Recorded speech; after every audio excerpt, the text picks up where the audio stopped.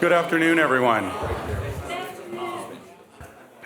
Welcome, and I'm really happy that we decided to use the council chambers. At first, I thought this was overkill, and I thought there would be just half this room, so welcome, and I'm glad we're in here. We'll all be more comfortable, and you will be able to see and hear better in here. So, beyond welcoming you, I'd like to also introduce Lisa Middleton, my colleague. She and I make up the City Council Subcommittee for the downtown project, and that pretty much includes anything having to do with grit development and what they're doing downtown at this point. We have our full and wonderful staff here today, and they will introduce themselves as we get further along in the project. I wanted to talk about format a little bit today. So generally when we do something like this, we'll have public comment before. I'm thinking that because this is all about this project very specifically, and it's a complex project and it has not been shown publicly yet, that we'd give the applicant an opportunity to show us the proposal. And then we would do questions and comments after the proposal. And I think that'll also help with some confusion. I'm getting a lot of questions about the project, and that's simply because people are hearing about it, but not many people have seen it yet. In a moment, I'm going to ask Director Fagg of our planning department to explain the full process that this project will go through. Naturally, it will go through all levels of city process that any project of this magnitude would go through. I'm going to turn the microphone over to Councilwoman Middleton for a moment. She's going to explain a few other things. All right. Thank you and welcome.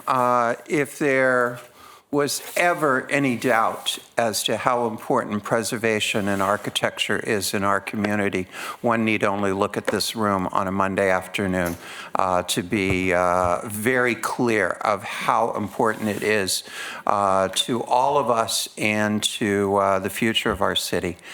I want to emphasize right at the very beginning, this is the first step in what is going to be a very long public conversation on this project. So there are ideas that Grit Development and Mr. Marmel are going to throw out at us, and I know they have put a lot of thought into it, but do not believe for a minute that what is being presented is what is final.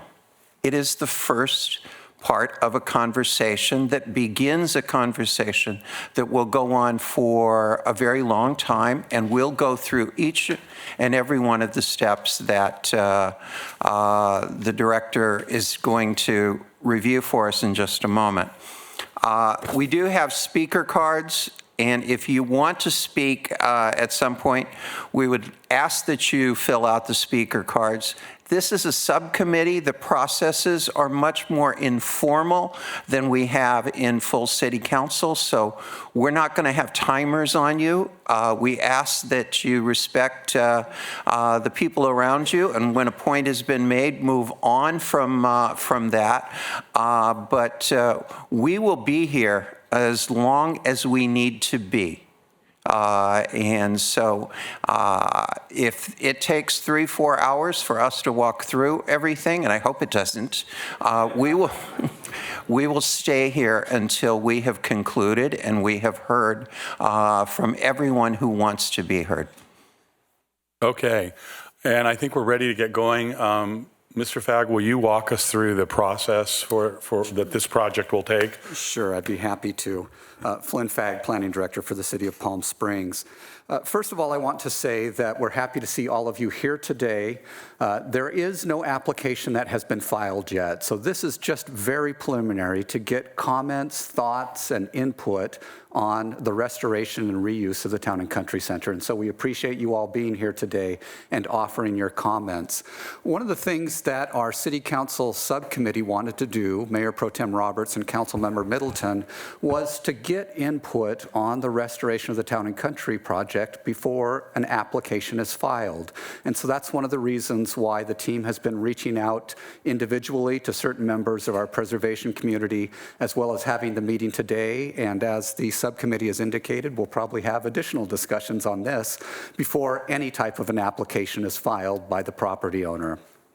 So again, the purpose of this is to get your comments and your input. And so both myself and Ken Lyon with the Planning Department, we're here to write down your comments and make sure that we have a record of those comments and pass those on to Mr. Marmol and his team and the property owner.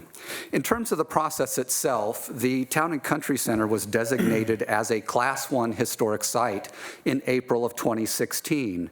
And with that designation, that means two things. Number one, it specifies which are the contributing structures of the entire complex that are to be preserved. And then secondly, it also establishes the standards for any alterations to the complex. Any alteration to a Class 1 historic site requires the approval of what we call a certificate of approval by the Historic Site Preservation Board. And so the first step in the process would be for them to file an application to go before the Historic Site Preservation Board for a certificate of approval for alterations to a Class 1 historic site. And so that would be the first step in the process. And so what that would do, once the Historic Site Preservation Board has had an opportunity to review the proposed restoration plan and reuse plan, they would issue a certificate of approval, and then it could proceed through the second part of the process. The second part of the process would be governed by the city's specific plan for the downtown development, and there's some specific standards in the specific plan about the process there. It talks about the need to preserve all or portions for adaptive reuse, and it also states that the Town and Country Center site and those parcels that the property owner has adjacent to it shall be part of a planned development district. And so by virtue of the fact that the specific plan requires that there be a planned development district or a PDD for this entire site, it will also need to go through the approval process of the Architectural Advisory Committee, the Planning Commission, and the City Council. So this is going to be a four-step process, essentially. But first and most important is for the Historic Site Preservation Board to review the master plan and issue a certificate of approval once they're satisfied with the master plan. So again, that's the process. And with that, I will be happy to answer any questions you all might have on the process, or we can go right on to the presentation. Thank you, Flynn. Dr. Reddy, you anything to add? Okay, I think we're ready. Leo, are you leading this? And anyone who comes up to speak, please state your name for the record. My name is Leo Marmol, and I'm with Marmol Edzina Architects in Los Angeles, and we're here representing Grit Development. Can everybody hear? For the center. No? I don't know if Leo's mic is on. It's on. Okay. It's on. There, just got better. But just talk closely. Okay, next slide. So we're going to do this in two parts. First, we want to talk about the context and the history of the site. And secondly, we're going to talk about the proposed master plan. And to reiterate what Flynn and Lisa were saying just a moment ago, we're not here with a project to present to you. We're here with an opening conversation. We know that there's been been a great deal of interest and concern and anxiety and tension over this property. We know it still exists. We feel it very much today. I feel it very much today. So we're here to open up a dialogue and a conversation. We're not here to ram any project down any community's throat. So please see this as that spirit to say we have to take a first step and propose a project. So we're doing that, and we look forward to your thoughts. So what's interesting about this particular property is the complexity of its location. We're at this great nexus as an access from the Palm Springs Art Museum down the new Museum Way through to what will be the future tribal center with a museum and spa to the east of the Town and Country. That access continues through to the convention center, and then north-south we have both Palm Canyon as well as Indian Canyon. Next slide, please. So around the site, the project site is outlined in red there. We have a number of historic resources. In yellow, we have the other Class 1 historic sites. Directly adjacent to us is the Licken Building C. There's a Class 2 site of Building D there. And then we have the Wellworth Memorial Library as well as Stu Williams' office building on the corner there. The site itself, which is this property, is made up of a number of contributing buildings. Those are shown in blue. That is, those are the structures that are designated as the Class 1 site. There are three existing non-contributing structures that are on the property as well. Next slide. So here's an aerial view of the property, difficult to see, but existing right now, there are parking lots to the north and south along Indian Canyon, and then structures along Palm Canyon. And then central to that is an exterior courtyard space. So to quickly walk through the historic resources on this parcel, and this is what makes this resource very unique for Palm Springs. It is made up of a number of structures by a number of significant architects. The first one is the Bank of America building, which was completed in 1949, which is the southernmost structure on Palm Canyon, designed by A. Quincy Jones, and this was the second Palm Springs home for the Bank of America. There are also two facades that were designed by Clark and Frey in 1949, and those were retail improvements made to the front of a number of existing buildings along Palm Canyon. Then within the courtyard, we have some streamlined modern pieces that flank the edge of that. The architects are unknown for those, but those were completed in 1946 through 1947.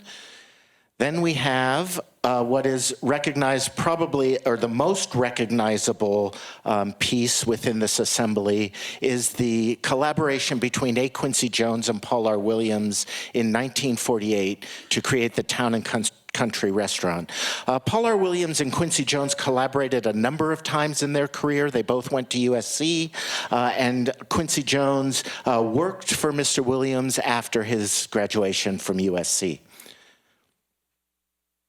We have also within the courtyard a 1955 addition by Harrison and Wexler, and this is known as the E.F. Hutton building that was placed within the Town and Country courtyard.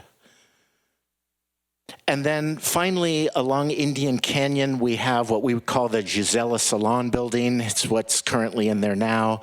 And that's a structure, we don't know the name of the architect, but that's just to the north of the Town and Country restaurant. So all of those buildings make up what is referred to as the center. The center has a number of access points into the courtyard. This is the primary access point between the two Clark and Frey facades from Palm Canyon into the courtyard. We also have an access point to the north of the Town and Country Restaurant, this passageway along the edge of the restaurant building between the salon building and the restaurant. And then we have what was the original entrance into the courtyard. And this was an arcade structure from Palm Canyon that was an outdoor arcade. It's now been filled in with a retail shop, but that was an exterior walkway into the courtyard area. And on the left side of that, as you're going in, the north side were small retail shops. To the right side was the original Bank of America structure that is behind the Clark and Frey facade. That's actually a Spanish building that's in there, kind of enclosed by the Albert Frey facade to one side and then to the back side with that streamlined modern addition that was put onto it. So that was the original entrance into the courtyard. Right now, we've been working with the Historic Site Preservation Board to go through a number of minor facade improvements to the structures that are there now.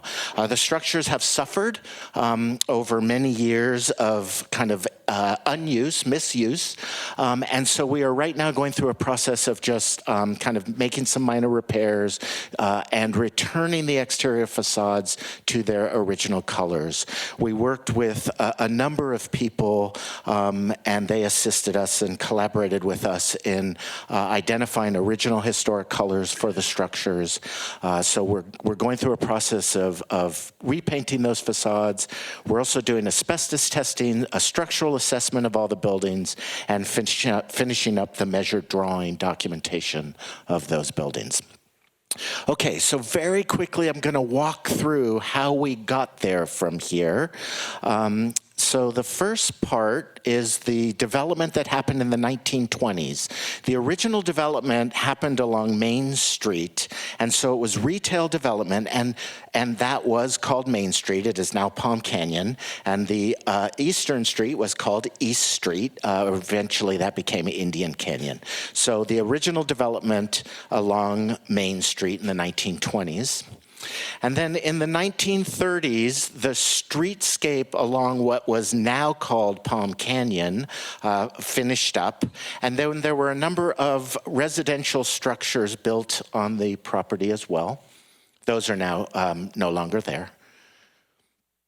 In the 1940s is when the arcade structure was put in place. So the arcade, that open walkway into the rear of those buildings, and a little retail strip to the north. And also structure 171 right in there, which is also included in the designation. And then in 1946, 1947 is when the streamlined modern pieces were added to the assembly. And then in 1948, the Town and Country Restaurant was put in place. You'll notice how the orientation of the central courtyard kind of swings off axis. What that is a reference to the original entrance into that courtyard, which was through the arcade. So the Town and Country Restaurant and that courtyard is kind of biased reference, swings over toward that arcade entrance. And then 1949, 1950, the second Bank of America building was built, designed by Quincy Jones, the A. Quincy Jones right there. And the first phase of the Albert Frey storefront facades were placed on the southern side of Palm Canyon. And then the next phase involved the other half of the facade, the Albert Frey, the Clark and Frey facade, and then also the removal of an existing building that was between the original Bank of America building and building 166. So a structure there was removed to get better access into the courtyard.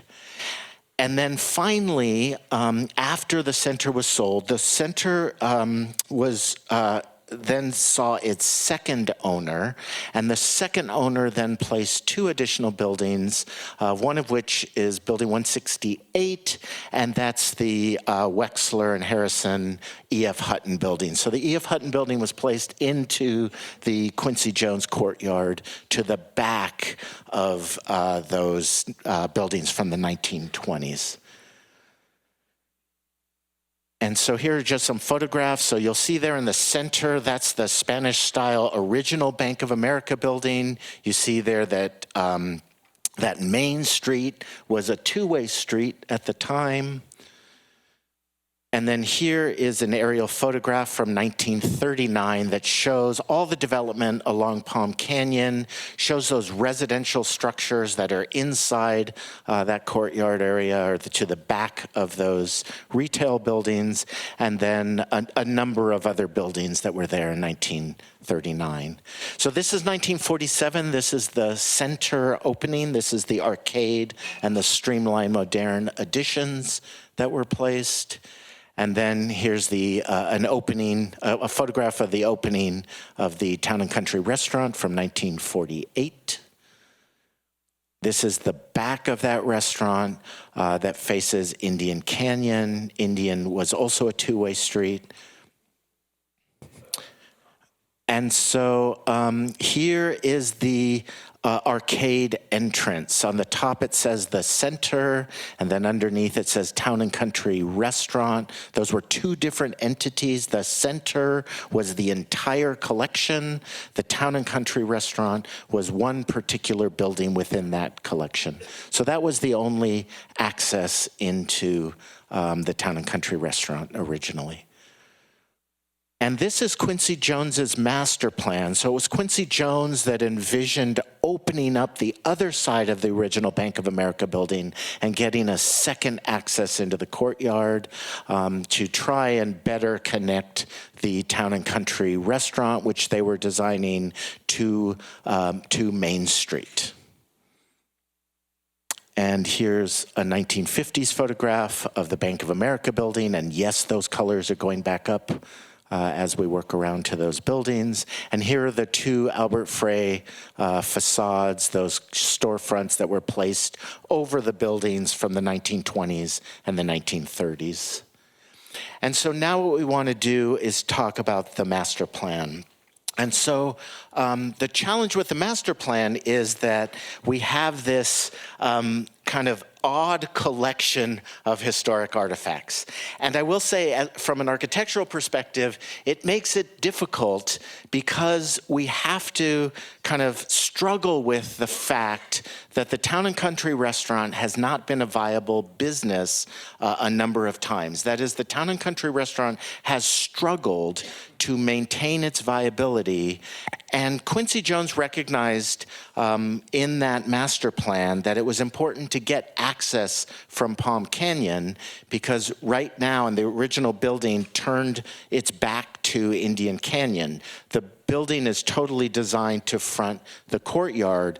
So it's important to us to activate that courtyard as much as possible. And here lies the struggle of this project. And here lies the controversy that many of you are here to discuss with us and struggle with us, is how do we economically vitalize that central courtyard? So in doing that, the overall goal is to reinforce a pedestrian circulation path that will act as the kind of extension of Museum Way from the museum through the site over to the tribal resources to the east, and then continuing on to the downtown convention center. And it says very clearly in the specific plan, and we totally support this, is to make this as much of a pedestrian circulation route as we possibly can. So the opportunity to use this collection of historic artifacts to animate and activate this pedestrian circulation spine. And through that, we have a number of hotel and resort projects. Downtown is just such a great collection of resort and many now added retail functions. So it's to kind of act as this kind of central node to all of this and pull as many pedestrians through there to better connect the tribal resources that are being developed right now through to Palm Canyon, up to the museum, and also, most importantly, from a commercial perspective, to get as many eyeballs through those stores as they're passing by. We are going to employ, when we do finally submit this project to the Historic Site Preservation Board, we are going to select to operate under rehabilitation.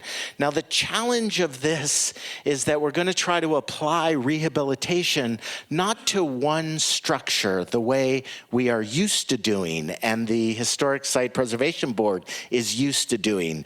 That is, applying these guidelines to one or two buildings that were built about the same time, that have a clear period of significance, that can be talked about as one unified project.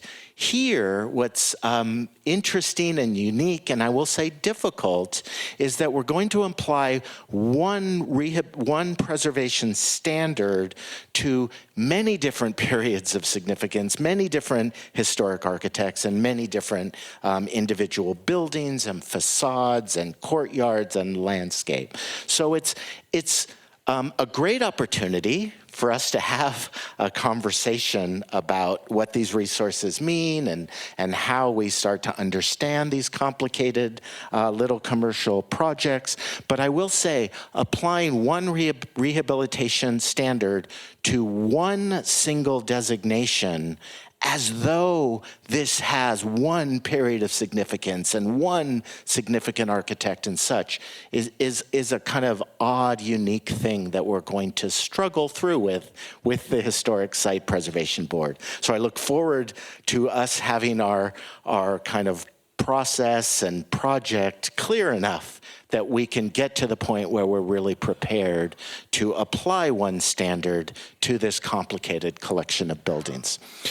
And here lies the struggle, is that we are going to talk about the need, in our opinion, to lose some historic fabric in the service of that economic viability.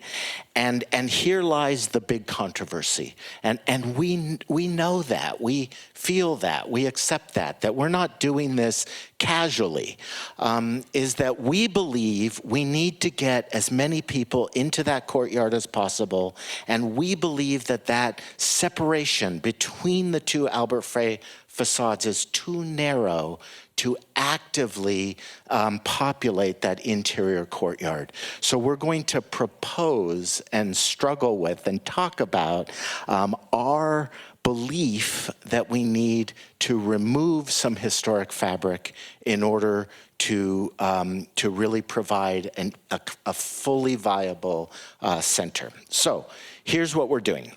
We're building a number of new buildings. Those are shown in yellow.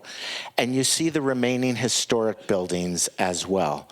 So by removing the buildings along Palm Canyon and opening up that view and access into the Town and Country restaurant, we are proposing a single-story structure that's a restaurant building of some kind that will animate that edge and also provide a one-story element against the Quincy Jones two-story Bank of America structure there to not only give better view and access into the Quincy Jones and Paul R. Williams structure, but also give a kind of stronger perspective against the A. Quincy Jones Bank of America building.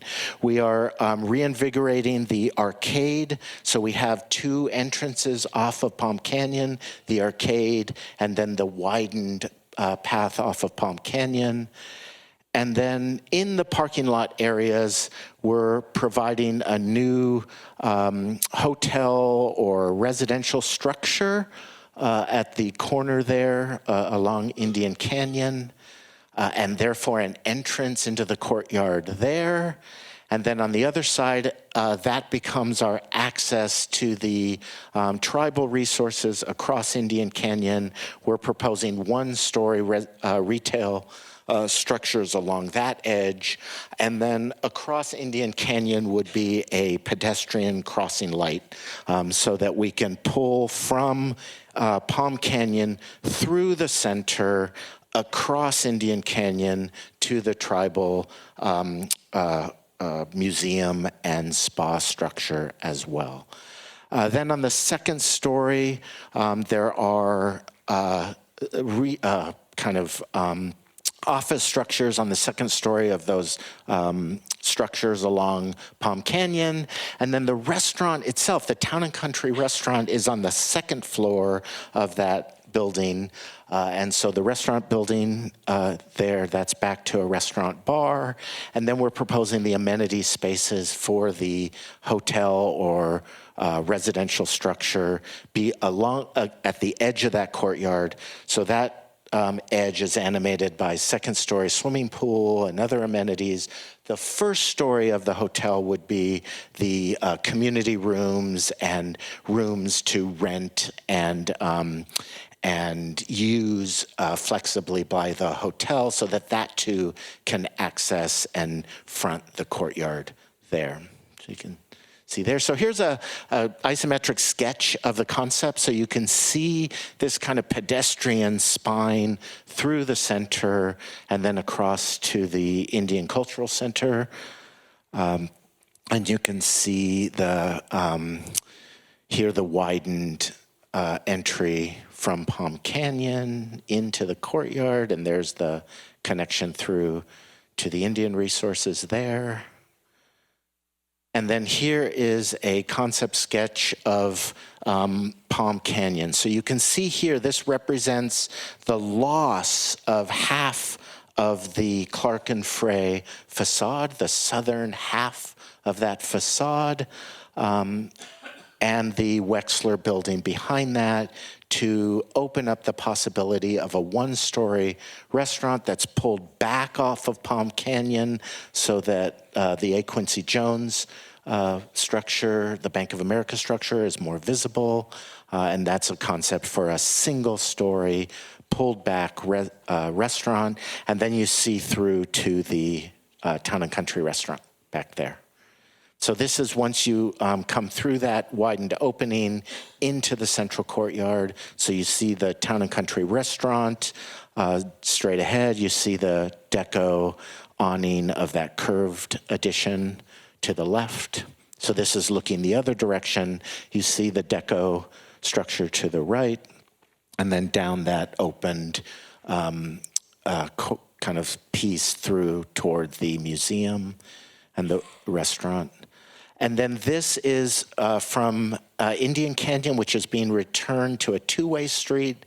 So the idea is that the hotel or residential piece, which would be a new structure to the right, the lobby to that piece would be at the first level of the Town and Country restaurant. And so the Town and Country restaurant would become the lobby for the new hotel. And then we're also proposing a connection, an outdoor walkway that connects the restaurant to the hotel at the amenity level. That's the swimming pool level of the hotel. And so that becomes the restaurant for the new hotel or residential structure that's in place. So it gives the Town and Country restaurant, we think, the greatest hope of success by both supporting an activated courtyard and the captured audience of a hotel structure. So here is the existing facade along Palm Canyon, and then the proposed one-story structure in place of the Albert Frey facade there.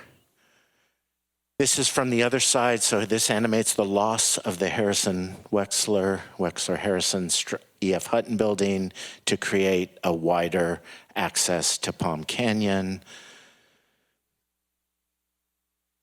And then this is along Indian Canyon, so that's the Salon Building, and the loss of the Salon Building to create the opportunity to access the hotel, the courtyard, with the second level connection through to the hotel amenities.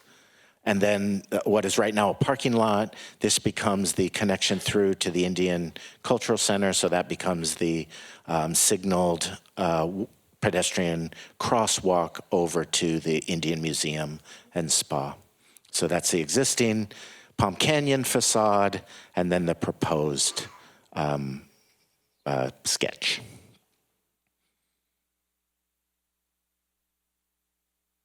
In terms of phasing, the thinking is that the first phase would involve all the rehabilitation of the remaining historic structures and courtyard and landscape.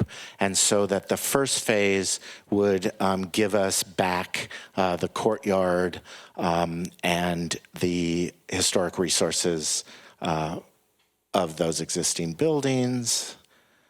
And then the second phase would be the hotel structure or residential structure on the corner and the conversion of the first level to the hotel and the hotel lobby. And then the last phase proposed is some additional retail development along that pedestrian access over to the east. So that outlines both a quick history of the center and our initial thinking about the master plan. So we look forward to your thoughts. Thank you, Leo. So, Leo, in a sec, I'll let you conduct or answer questions from the audience. And for just this question period, we won't ask for a speaker card, but if you do want, after the question time, to come up and speak, we will ask you to fill out one of these, and they're right up front on the table. Mr. Fagg, I have a question of you. So back in 2009, when the original Westman development was approved, the Town and Country Center was approved for demolition, essentially. And when I was elected in 2015, the council did a complete rewrite of the specific plan for this project and not only removed the ability to demolish it, but required a Class 1 designation. And with that came the need for a rewrite for the development agreement. Dr. Reddy and Mr. Fagg, could you give us an update on that, on the development agreement, what's allowed, what is specifically under the Class 1 designation, and what it would require to change that today? So, as you had indicated, with the update to the specific plan in 2016, as a condition of approval or corollary to that, we also designated the Town and Country Center as a Class 1 site. And so in updating the specific plan, we removed what had previously been a street connection through the Town and Country Center with the rehabilitation of the Town and Country Center as part of that. As I had indicated earlier, the language in the specific plan talks about preserving all or portions for adaptive reuse. So the idea is that the Town and Country Center is to be reused. And with the Class 1 designation, it specifically identifies which structures are to be retained and to be rehabilitated as part of that. In terms of the specific plan and uses relative to that site, it gives a full complement of commercial uses that are permissible under the specific plan, including a hotel use. It's limited to the number of rooms. In the specific plan, it says X number of rooms can be on the west side and X number of rooms can be on the east side. So up to 150 rooms could be on the east side of Palm Canyon on the areas surrounding the Town and Country site. It also allows for residential uses, and again, as I had mentioned, commercial uses such as retail, office, and those types of uses. And so that's what the specific plan would allow. But again, it does say that the Town and Country Center does need to be retained. And with this proposal that they're outlining today, there is a proposal for removing some of those buildings. How would that affect the Class 1 designation? Again, because it is designated as Class 1, the Historic Site Preservation Board would have to issue a certificate of approval for the demolition of any structures on the site. Now, the language says preserve all or portions, so there is that ability there. But again, the Historic Site Preservation Board would have to approve the removal of any buildings as part of this complex. And so in doing that, they would have to make a justification for their removal. They would need to make findings that it is appropriate to do so. So again, that would be on the shoulders of the Historic Site Preservation Board to make that determination. Thank you. I've gotten a number of questions on that, so I wanted you to walk through that. Okay, Leo, do you want to do questions? I see Robert Imber's hand popped up immediately, but Leo, do you just want to call on people as you see?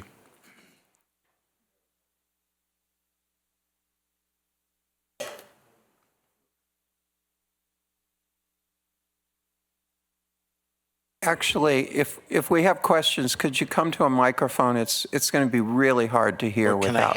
I could hand. Or why don't we pass it if Or we pass the can? Yeah, microphone? in the interest of time, why don't we pass the microphone? Just raise your hand and Leo can run the microphone to you. Leo, you don't know who you're dealing with. Now we got some negotiating power. Thank you, Leo. My question is actually for Finn. It's a more technical question. You just said that the specific plan allows for X number of hotel and or residential rooms on the north side of what exists or is designated and on the south side. You then said 150 hotel rooms were permissible on I think you said the north side.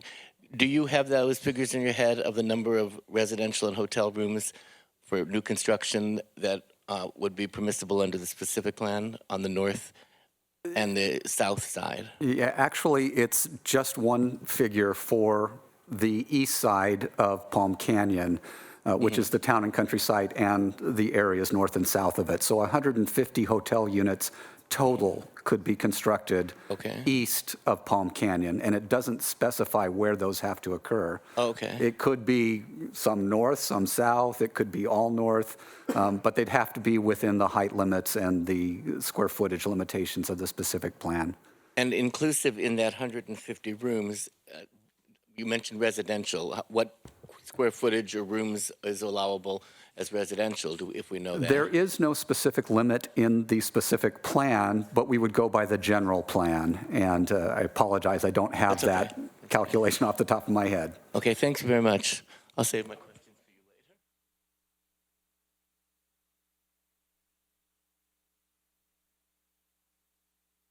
you later. Thank you. Bruce Emerton. Two questions.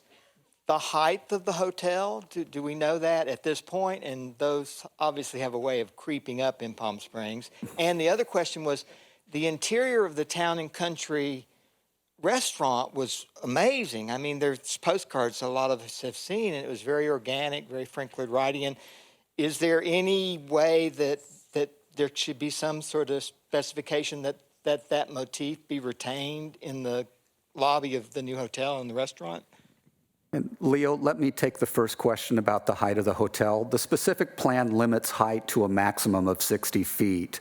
If they wanted to go over that, they would have to amend the specific plan, and I don't see that happening, quite honestly. So again, 60 feet is the height limit of the hotel. In terms of the interior of the restaurant, under the Class 1 designation, only the exteriors of the buildings are protected. And so our jurisdiction is limited to the exteriors. We don't have the ability to require them to restore the interior of the restaurant, if I understood the question correctly. And also, right now, there's no actual architectural design on any of the buildings. This is a master plan proposal, and really this is just to understand uses and locations of structures and other amenities. So there's no architectural design yet on any of the buildings.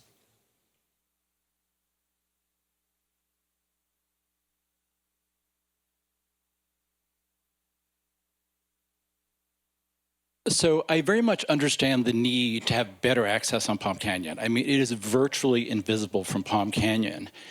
The concept of having a potentially 6-story hotel right next to the diminutive town and country center is really troubling to me because it will completely overwhelm the architecture just because of the scale of it. And having a bridge that connects it to a new structure, you're directly integrating the architecture sort of on a collision course with contemporary architecture. And I don't think that really serves the architectural interests of the building as well when there is some new construction that literally abuts the structure. Michael, was there a question in there? Or? All right, Leo, I'll let you go where you want with that. It's just, I really believe that So, Michael, can I ask one favor of you? In a minute, we're going to let everyone come in and just do comments. Right now, we're just getting clarification on what they're proposing. Thank you. And there's no design on the hotel yet, but I don't disagree. I think the hotel has to be designed with the Town and Country restaurant as the primary focus. So our sketches even showed that the mass for the hotel should step back. And so that's why there's second-story amenity space with a swimming pool and other outdoor amenities. That pushes the other stories of the hotel back away from the restaurant. In terms of a connection to the Town and Country, I don't disagree with you. That has to be a sensitive connection. And the idea is that that's a relatively small, well-designed, delicate connection to the hotel or to the restaurant. What percentage of the original center is left, and where's the parking? The parking, Flynn, do you want to address the parking, or should I? There's no design for the hotel, so my hunch is in the program of the hotel, there would have to be a parking element designed into that. But the reality of all the parking spaces necessary to fulfill the specific plan on that property, the parking for that is actually already accommodated on the other side of the street. In the development across the street, that was overparked in a sense to allow for the development of what's known as Lot K, Site K, which is where the Town and Country Center is. So all the required parking for the Town and Country, the center, is accommodated right now across the street underground in those parking structures. There's also a multi-story structure. There would have to be some parking on the Town and Country side. There's even the sketches that we provided show on-site parking to the south side of the ground level there. So that could be disabled parking on ground directly into the Chris, do you want to show that on that slide? There's no question. Parking will have to be addressed, and believe me, if our main conversation is about parking, I will be very happy for the first time in my career. But it will have to be satisfied. It's not to the level of saying these are where the spaces are, but the reality is right now, based on what's been built, we could provide no parking on the center site, and all the parking is already accommodated on the other side of the street. But we probably will provide some on the side of the center. There was a second, percentage. We are losing, if you want to just talk about square footage and reduce it down to square footage, we are losing 33% of the amount of square footage that currently exists. In terms of the historic Class 1 designation, we are removing 33% of that, of those structures.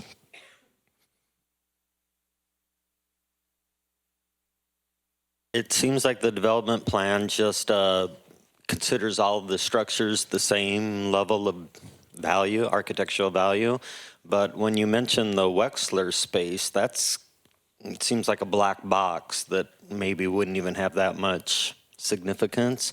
So I'm wondering if in your mind or your discussions, is the restaurant really the golden egg that you want to save? The great thing about the conversations about preservation is that it forces us as a community to talk about what's valuable and not valuable. And whenever you talk about value of resources, there's going to be a lot of differing opinions as to what's more valuable. But yes, our project has to make value judgments as to the overall significance of the building. And we know this is sensitive and difficult. We are obviously placing more historic value on the A. Quincy Jones Paul R. Williams original restaurant, on the A. Quincy Jones Bank of America building, the Clark and Frey facades, although we are sacrificing half of that. So we have to make value judgments. We are doing that. Is that to say that I care less about Don Wexler and Harrison's legacy here in Palm Springs? Of course not. It just, that particular building happens to be located in a very challenging spot in relationship to the original Quincy Jones master plan for that courtyard. It was added by a separate owner that had nothing to do with A. Quincy Jones. Now, we will also hear a lot of feedback about that cultural resources have to accommodate changes over time. But we will also have conversations about period of significance and the need for, at times, taking cultural resources back to periods earlier in time and the sacrifice of historic material and fabric in that process. So yeah, this is what I think is the fun of this conversation, is that we have to make value judgments, and we'll all have differing opinions about value of those resources.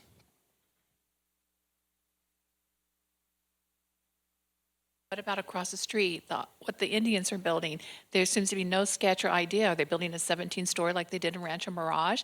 And how does that integrate with the town center? And what restaurants are they putting in there? Liz, that is the $64 million question. You're right. I will tell you that we have nothing to say about the tribe has told us consistently, because we ask a lot, that they don't really have a plan for that yet. So we suspect they're putting one together now, and they will unveil it when they see fit. But right now, we don't even have rumors. And rumors usually come long before design, so we're in the very early stage. I will say we are working directly with the tribe regarding our connection to the town and country, and they've been incredibly open and responsive to our desire to connect the buildings that are right now under construction through to Palm Canyon and Greater Palm Springs. So although they can't redesign their buildings and those turn their back to the town and country, we're at least working with them to reorganize their landscaping and access. The front door to the museum building, which is the only building that's under construction right now, and that's the one to the west. The spa building, that's not scheduled to start yet, so just the museum is being built. So they are right now redoing their access around to connect to our proposed pedestrian crossing, the mid-block pedestrian crossing. Chris, could you pull up the schematic that shows the blue? My question is, the space that's currently next to where Destination PSP is, and then what used to be Gorilla Burger, I forgot what that's called now. How wide is that space, and who legally has access to have tables and chairs blocking that space? Right now, who has access to that? I have no idea. Flynn? That access is private property. as part of the center complex, and so it's not public right-of-way, it's private property. In terms of the outdoor dining that's there, that was first approved back in 1998, I believe, and so it operates under a land use permit. What is being proposed here is obviously that they would widen that so that we have greater access back to the courtyard, and so that land use permit would need to be revoked, essentially, to accommodate this master plan. I believe it's about 20 feet. The existing space between the two existing Albert Frey facades is about 20 feet, and we're proposing that that be increased to about 45 feet.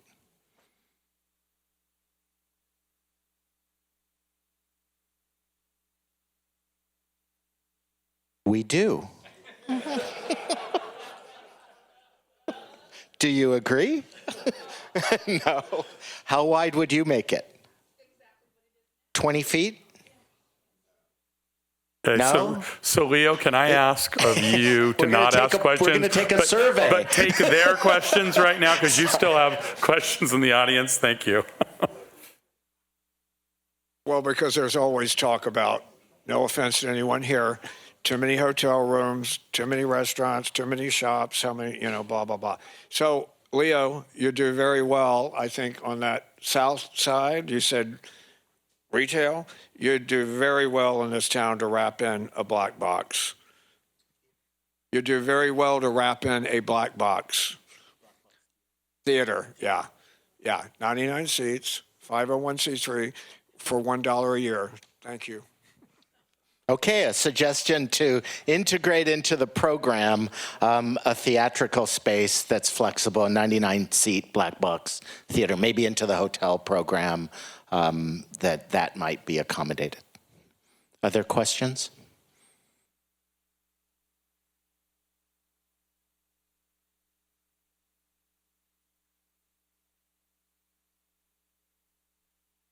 First of all, I want to congratulate all of you guys who are working on this project. It's wonderful to combine the old and the new for the future. My question to you, what do you guys see as the proposed timeline for this? Now that's a question I wish I could answer. What's the proposed timeline? We don't have a timeline for the approvals. We have a lot of steps. There'll be a lot of opportunities for people to make comments about the development of the project. The initial step is the submittal to the Historic Site Preservation Board, and our plan right now, our hope right now, is to make that submittal early next year. So that's our timeline right now, is to get feedback and concerns and suggestions, integrate that into the design so that we can adjust our drawings, put our package and submittal together, and make that in January.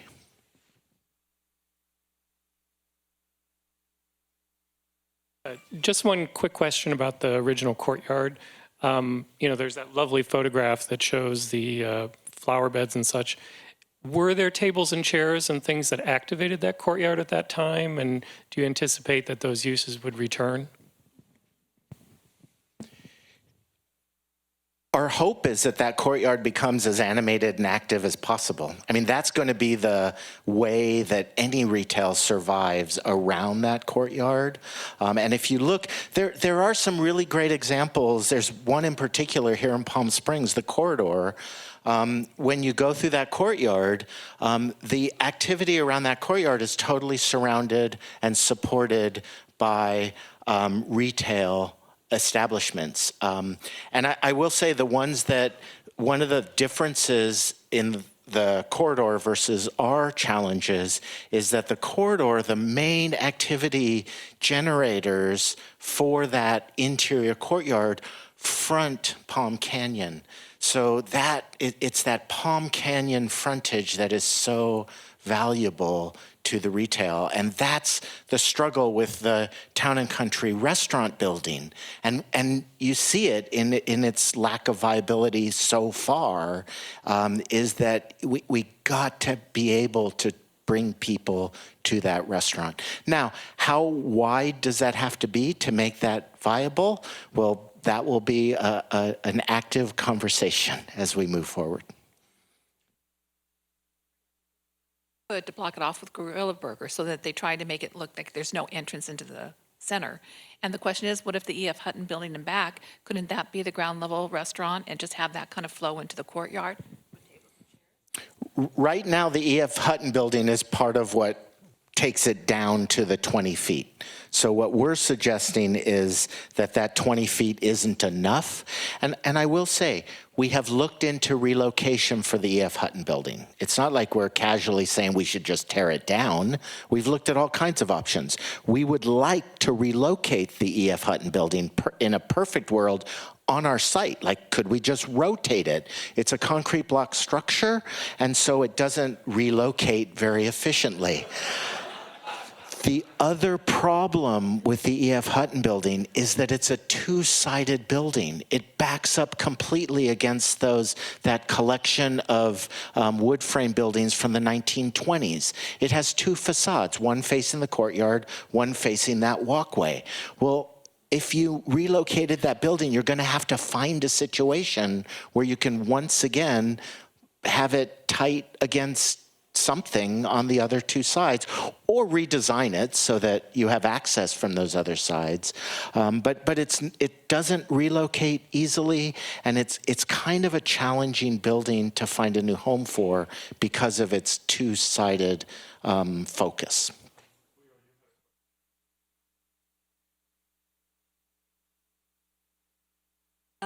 On this plan, it says tenant for the restaurant building.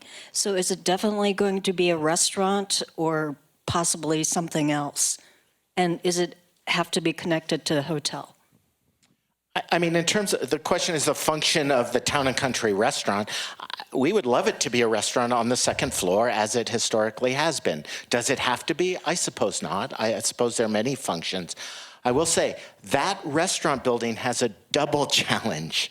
It's that it's off the beaten path in a courtyard that's currently not visible or very easily accessible.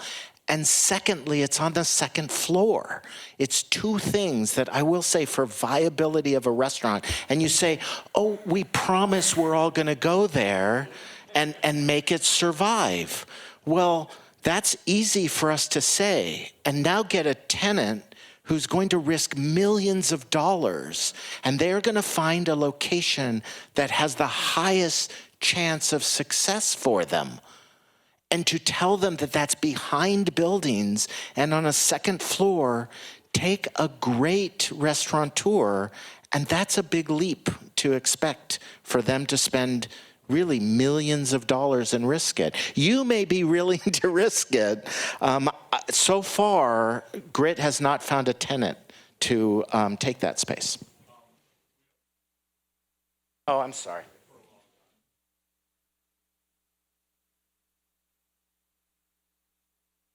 A quick question. How much money do you think the developer will be investing in this fantastic project? That Mike, I don't know if anyone heard that question. How much? The question was, how much money is the developer going to be investing in this project? We, as part of our process, we will be doing a cost estimate, but until we get this master plan settled down, we don't know. But I will say it's going to be in excess of $25 million. We don't know how much more it will be or less, but that's the number that informally we're using. And I will say, for downtown Palm Springs, that's a real investment. Yes. I'll come this way.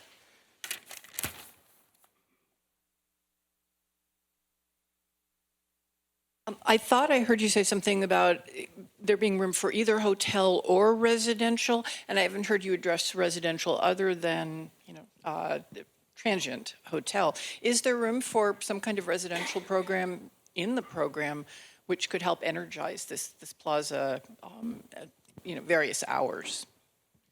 I think that's a great question. We've talked about it as both, or as either hotel or residential or some mix thereof. So all we know right now, it will be one of those, whether it's transient living in hotel or permanent living of some kind. We don't have an answer to that. We just know that it'll be one of those, some kind of residential function on that corner. We need either the hotel or the residential, we believe, to again support the restaurant and to support that courtyard.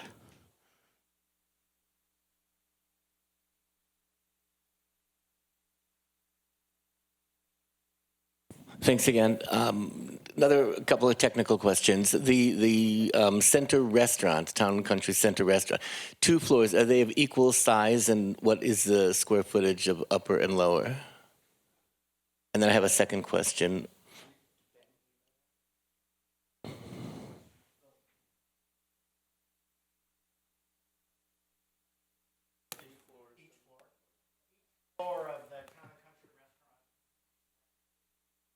And are they of relatively equal size in that 15,000 square feet, relatively, give or take? Right. Massive concrete wall, basically separating the building in half. Yeah. So originally you had 2 commercial spaces on the ground floor. You had, I think, originally the Desert Sun and a furniture store tenant on the ground floor, and then upstairs you had the bar and the restaurant. So we could put the primarily glass front microbrewery on the first floor and the restaurant and beer hall on the second floor. I think that would bring people in. So my second question is there any opportunity for, under existing buildings or proposed buildings, which we may or may not have proposed or yet know, for subterranean parking?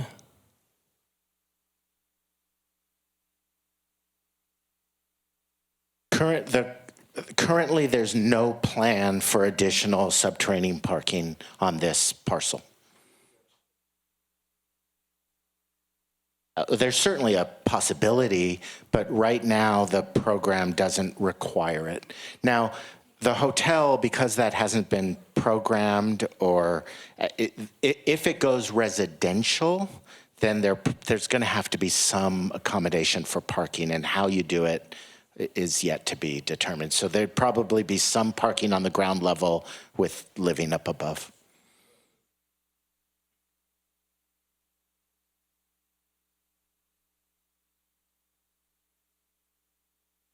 Is the link necessary to make the Town and Country handicapped accessible? The second story link? Is the second story link required? No, we're going to have to make it accessible even from the courtyard level, and it's not currently. So somewhere in there, we're going to integrate an elevator. Again, none of that's been designed, but the link is not for disabled access. That has to be accommodated. But the link is actually to give the restaurant the best economic possibility.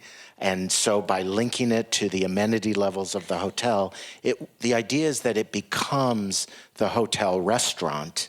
And so there's an active kind of permanent support for the restaurant.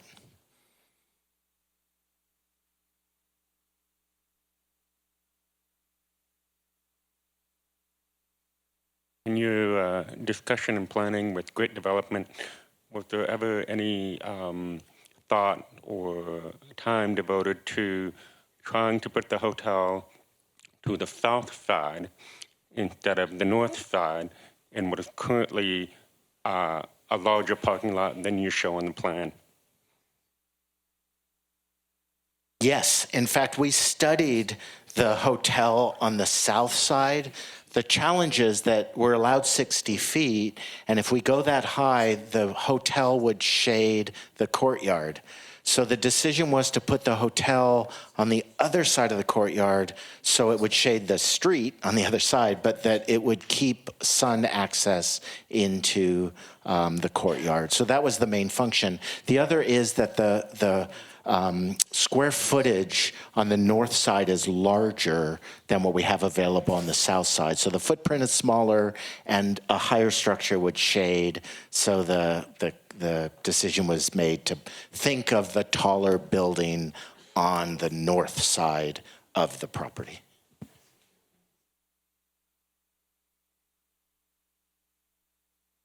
So with your whole downtown development that Grid is doing, I'm sure there was original agreement of how many hotel rooms or how many residential rooms. So now that I see the buildings going up, I don't see many residential buildings at all. So I'm wondering if the citizens of Palm Springs ever will, when we keep saying it might be a hotel or a residential, will we have some say in, like, could we assure that it could be some residential and could be some affordable housing downtown? I'm not able to assure you of anything. No, I don't know, but I think those are totally legitimate, great questions. Can I answer that, though? Yes. In the rewrite of the specific plan, on the west side of the street, one of the parcels is only approved for residential. So the parcel that would be directly south of the new park is approved as a residential development, and hopefully Grit will be coming to us with something soon on that. But that's all it's approved for at this. Basically, yeah, the pit. That was some shameless promotion on the part of Nikki McLaughlin, by the way. Okay.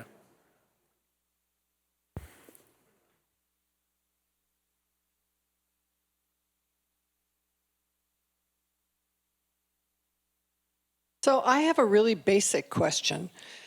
If this is designated Class 1, how can we be looking at a presentation for an idea that destroys 35% of it? Glenn, do you want to respond to that? Yeah. So as a Class 1 structure, it has to go through our Historic Site Preservation Board for any alterations or any demolition. As you're probably aware, with historic preservation projects, there are projects where historic site preservation boards have approved demolition of certain structures where they find it is appropriate and necessary for the overall success or preservation of the other structures on the site. As I had mentioned earlier, our Historic Site Preservation Board would need to make findings that it is appropriate to remove structures, and so they would need to do that as part of their evaluation process of this master plan.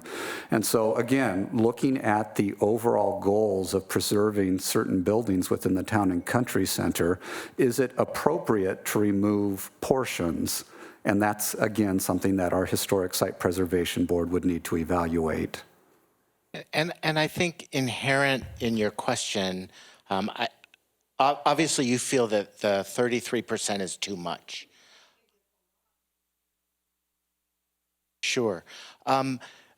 Would you agree that some structures could be removed from the assembly of buildings, or is your opinion that once it's designated, none of those individual structures should be removed?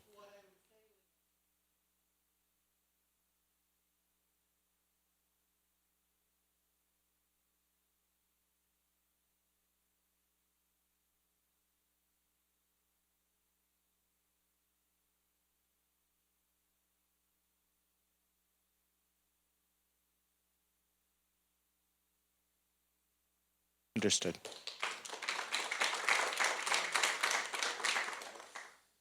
In general, how many of you feel that 33% is too much?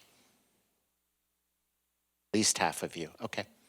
No, I understand. The question is, we do believe that some of that fabric has to be removed. And I will say, under rehabilitation, if you had a single structure and we were working on rehabilitation and we were changing its use, rehabilitation by definition allows us to remove some of that structure. There's nothing in the guidelines that says thou shalt not ever remove fabric. The goal is, and really I think the question to us is, are we working hard enough to try and save and retain as much fabric as possible? And I think that's the fundamental question. I will say we've struggled with this. We've had plans that removed less, but we were concerned about the viability of the restaurant. But if I you know, not today, as you take this in, we're really interested in hearing what would you consider acceptable. There's so much building that's going downtown with the Anza Hotel, the Rowan, who knows what the Agua Caliente Indians are going to be doing, that it seems that the mass of structures going downtown is completely throwing off the proportion of a village. And I would think the town center should almost be our central park, that it should be the area where it used to be the gathering place. I'll meet you at the center. We'll meet at the center. We'll decide what we're going to do. So I think it should be more like maybe that's where the bus tours take place from, and the information center should be there. It should be more of a general meeting area inside that complex where you go and then kind of spread out to like, okay, we'll go to the Roman, we'll go to Starbucks, we'll go to someplace else. So that it retains basically the structures that are there. You just rehabilitate that and have it like PSP destination where you can buy your, you know, souvenirs. No, I don't mind the restaurant going back there. The only question would be is, I think people would go to the restaurant if it was a good restaurant. And I think in the back, the windows, I mean, I don't think there's windows on Indian Canyon side. There are some, but, or maybe putting a rooftop that people could have a drink on the rooftop like they do at the Rowan, where you could view then the downtown center and all the hotels around you. But it seems like it should be really kind of kept as it is and then adapted to kind of being the center where people go to meet to then spread out, or that you could go for a cup of coffee or, you know, your town and country restaurant. But just maintain the humanity of it as opposed to what it just seems like everywhere you turn, they're just putting so much on such a small parcel. And I just feel like they're just cramming hotel after hotel and, you know, 3-story structures of retail. It's interesting. The hotel structure is off to an edge that has nothing to do with the historic buildings. We're not losing, it's an edge. Your concern is the mass of a 60-story hotel yeah. Oh, come on, you know what I meant. A 60-foot hotel, the mass of a 60-foot hotel that's allowed in the specific plan. You're just saying the specific plan is allowing too much height on that parcel. Okay, that's a fair opinion. I disagree, but okay. Let's see. So as you take this question, how many want to just comment? Come to the microphone and comment. Will you raise your hand? We've got just a handful of cards up here, so not that many of you. Okay, so let's try to wrap up questions in the next few minutes, and then we'll. Well, and Leo, we may, buddy. So, but those who came here specifically just to comment, I want to give them that time, as we're now well over an hour. Leo, I'm wondering, was there any thought to moving the pedestrian walkway to the north so that you would retain the Wexler building? You'd have the Frey facade retained, and the walkway would now basically expand that arcade. Yes. In fact, our original desire was to have the walkway and the connection to the Indian resources to the north of the Town and Country restaurant. The problem is that the design of the museum building across the street puts that pedestrian access dead on their loading docks and back of house and support. So there's nothing to connect to. And we met with the tribe, and there was no way to get them to rethink the building itself. We could negotiate rethinking of the access, but it's all service and trash and all of that, so we weren't crossing.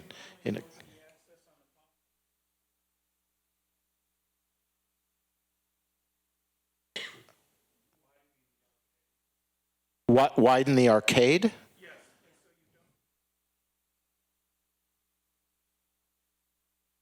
Also a Class 1 site.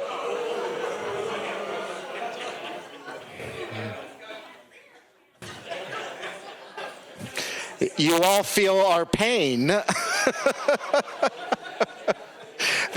there's the problem. It's okay, sure, we could make a decision that the Wexler is more important than the original Palm Springs or the original Bank of America building. We can open it up there.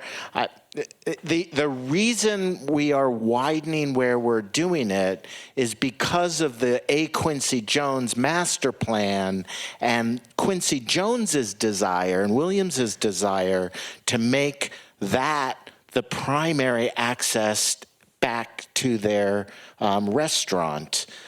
Yeah, we could do it elsewhere, but you're going to take out other fabric and what? Yeah, I don't. I think my concern is if we remove that structure and the Wexler structure and create the wider access point and then add a new restaurant, we're adding a restaurant next to a restaurant just south of a Greek restaurant and across the street from 5 or 6 new restaurants. What makes that worth all that when we have so many other options? It's a good question. How many restaurants is enough?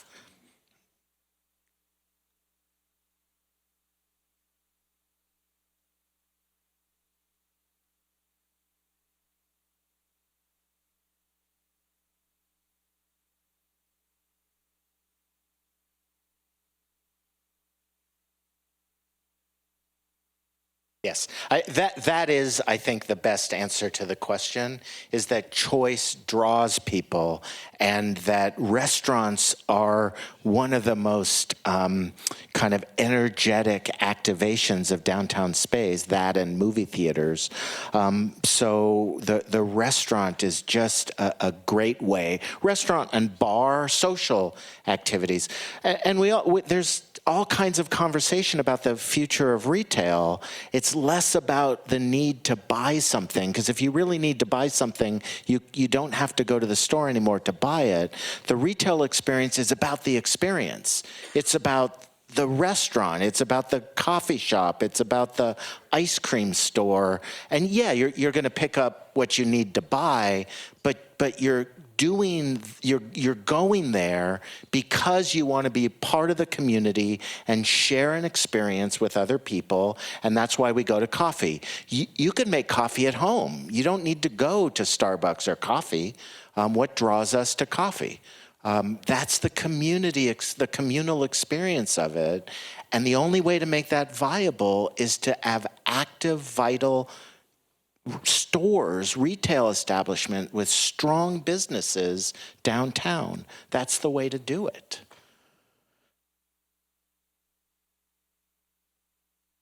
When the center opened in its heyday, that courtyard was an integral gathering space for fashion shows, art exhibits, a lot of local activities.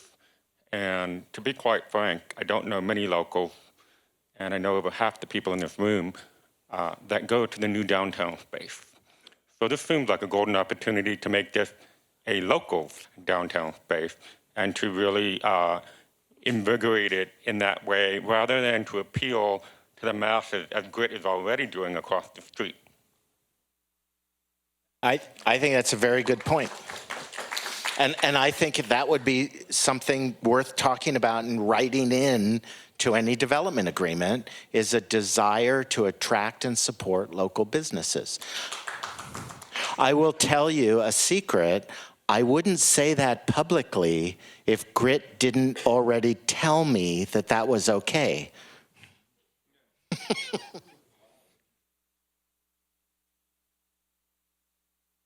Well, I'm just going to comment then, since somebody wants to get rid of us and somebody says we just sell souvenirs. But the building was, the whole center was a commercial center.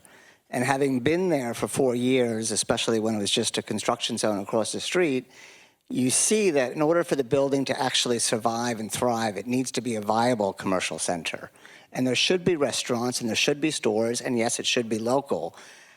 It probably does have to have some changes, though, and I would encourage, we've spoken to the Historical Preservation Board and to our landlord, because there's certain things that have to be changed for a 21st century business that did not exist 60 years ago. So just to make this a question, so I'm not, what is the plan, or would you encourage a plan for the city, for developers and the preservation board and other people involved to talk to businesses about what would help make it a viable center?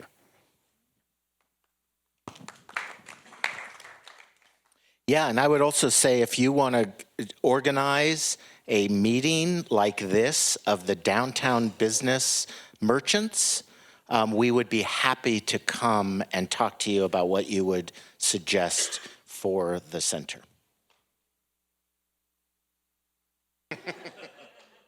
And we can give you a room to do it.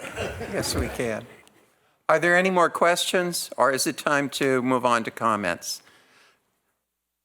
I think it's comment time. I'm going to call names. Again, if you want to speak, please fill out a speaker card. First speaker is going to be Aftab Dada, followed by Chris Minrad and by Robert Brueggemann.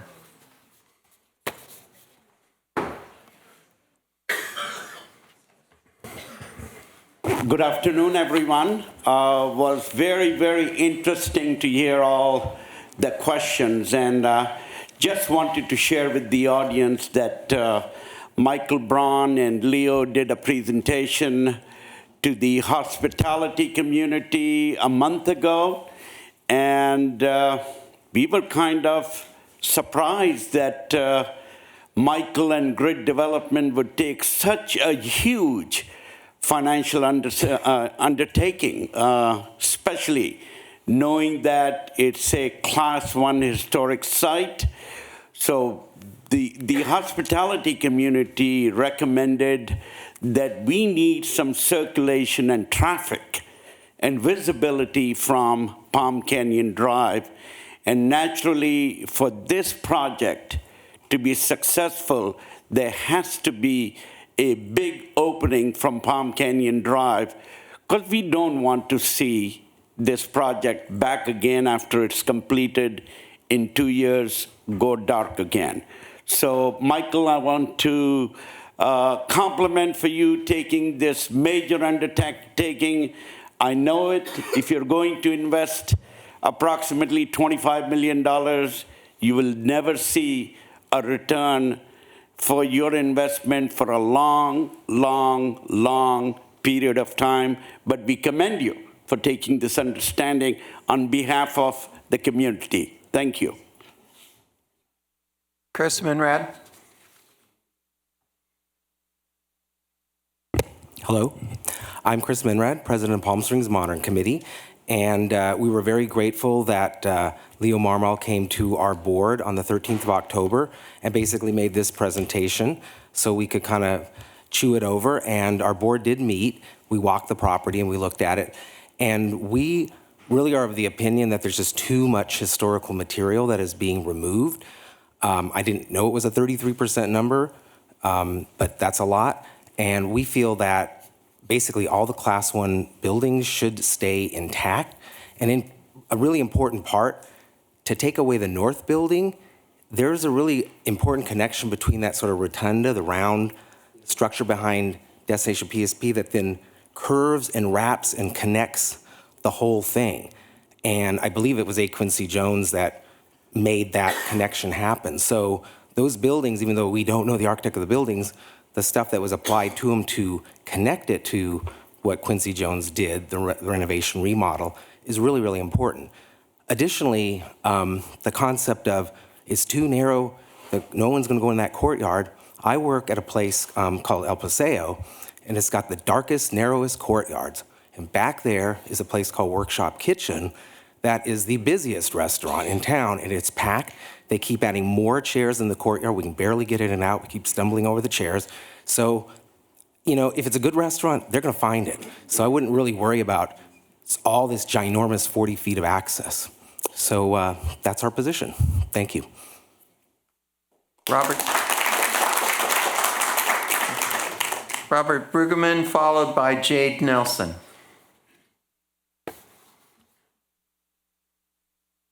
Hello, everyone. I'm just here to say that for many years, I've come to these meetings and listened to lots of people and lots of direction and lots of talk. And we are at a point now where the downtown development, I can think from where I was a store owner when the project started. I've sold my business and I'm now working at a nearby hotel. And I can tell you the truth is the downtown project is a rip-roaring success. Everyone loves it. Everyone goes there. I go there every day. The people at House of Pokey are like, are you coming in here again, really?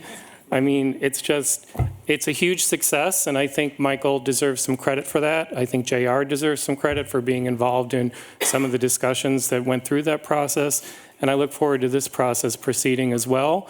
I think Grit has demonstrated some credibility and some success, and they should be, this discussion should be held in that context.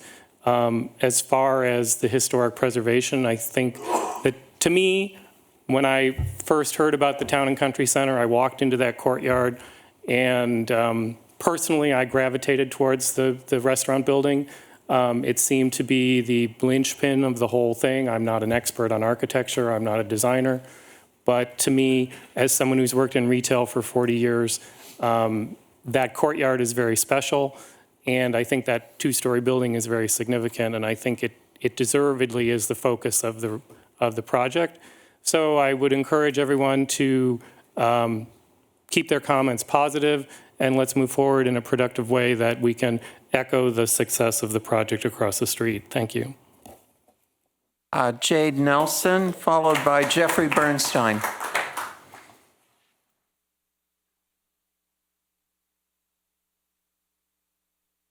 Good afternoon. JR and Lisa, thank you for organizing this. City staff, thank you. Nice to see you again after a long summer. On behalf of the Palm Springs Modern Committee, I've been asked to read the following from the Downtown Palm Springs Specific Plan.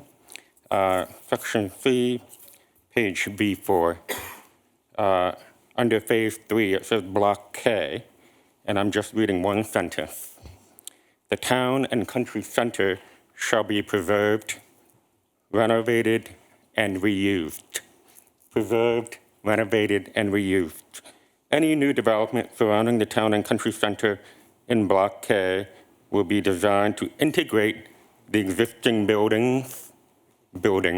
buildings, and courtyard into the new development project. That's it. Thank you.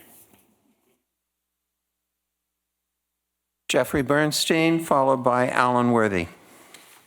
Well, thank you again. I did say most of what I had to say, but I wanted to stress the importance of making the Town and Country a viable commercial center that works for today's businesses. I'm also concerned just in the timing of this, because as the new downtown flourishes, our side of the street looks very dead and dismal, and it would be, it's very tough to have a business right now. If anyone is walking on the street, all the businesses on the east side of the street sort of look dark and closed. And so having maybe, I don't know exactly, but some kind of a more attractive opening and some kind of more draw to the courtyard, I think would help all of the businesses there and also help ensure that the Town and Country survives. That's why we moved there when it was vacant and empty, and we've tried to stay there as long as we can. So thank you very much.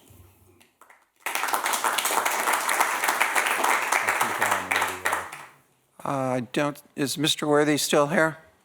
Okay. Michelle Johnson, followed by Steve Rose.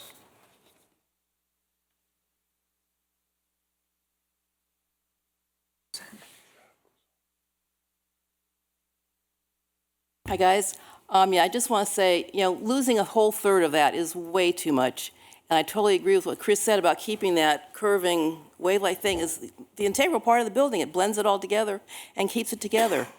I think the problem we're all having with losing another Wexler is we've lost so many Wexlers in the last few years. It might be in a bad spot, but we've just lost so many of them already. And just because they're allowed to go 60 feet, why do all the hotels have to be that tall? It's going to dwarf the entire site. A two-story hotel, if they have to have a hotel, would be way more than enough. But they should have some parking with it, because the parking across the street's got to be for both sides of the street and everything else, and there just is not enough parking downtown. But please, let's keep as many buildings as we can, because we've lost so much as it is already. Thank you. Steve Rose, followed by Jacques Cosson, and Mr. Cosson is our last speaker, unless someone else presents a card. Hello. And, hold on 1 second, Steve. And if you haven't put in a card, just come line up and write your name down on a card so we have a record if you want to speak. Hi. You know, I understand the plan that the architect has presented. I understand the logic. A lot of it is the same logic we've seen applied to the new downtown center, the Kimpton Plaza courtyard, you know, bringing people in, drawing them in, trying to keep a certain level of energy in a courtyard. But what's lost is the Town and Country was designed to be an intimate courtyard. It wasn't meant to be a major thoroughfare for hubbub and happiness. While opening it up does facilitate bringing and drawing people in, perhaps, there also is the concept of discovery. And you can go all over Europe and see wonderful courtyards that, you know, aren't so easy to find. But when you do, it's magical. And I think the Town and Country courtyard could be a magical place. And people seek out those, and they become the most popular parts of towns quite often because they're not so obvious and easy to find. And we have a lot of obvious and easy to find courtyards and parks and such as seen in the downtown development. I think one intimate, magical courtyard might be a welcome addition to the city. In terms of the Wexler building, people see it as just a black box, but it's a unique use of terrazzo on vertical surfaces. And as you know, terrazzo is very easily restored. It could be a gleaming, wonderful little piece of modern architecture if it was given the attention. Thank you.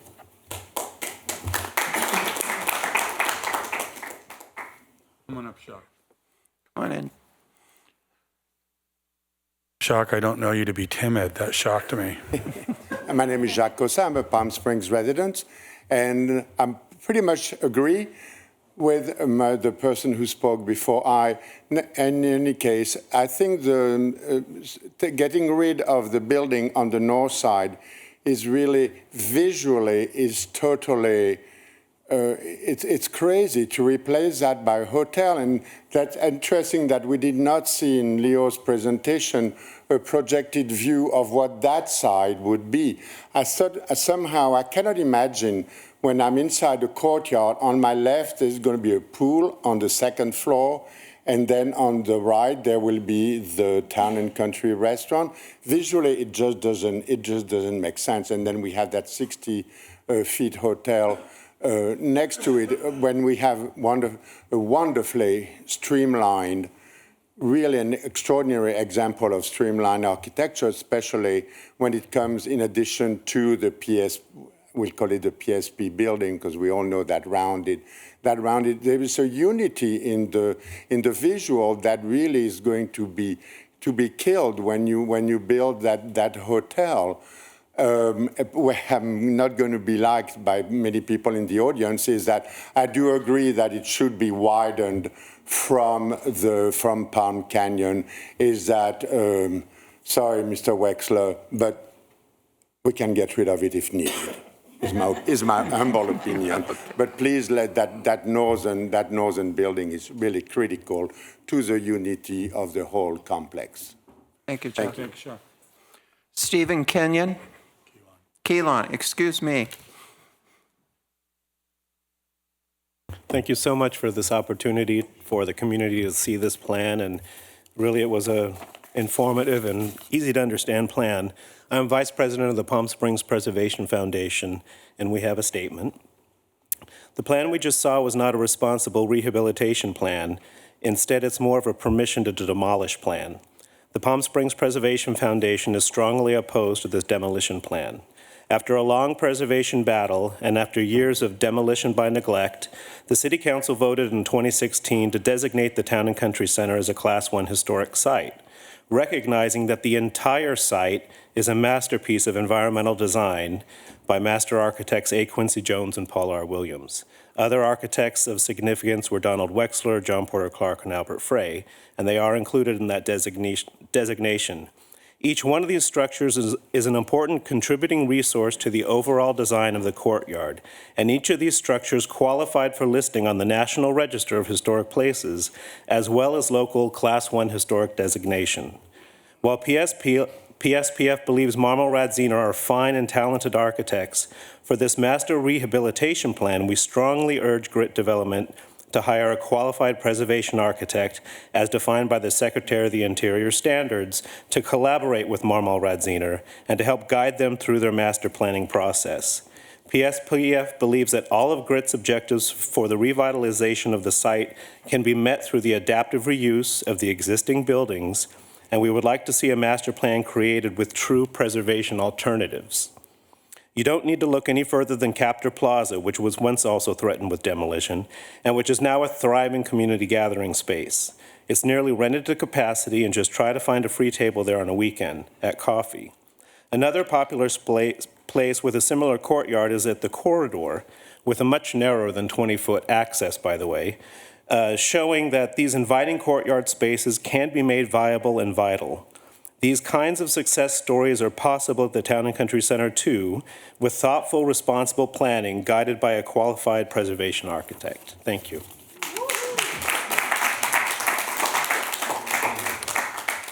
Is there anyone else who wants to comment? All right. Leo, did you want to respond, or Chris, or Michael? Any? Okay. I can't believe it. I thought we would be here a lot longer.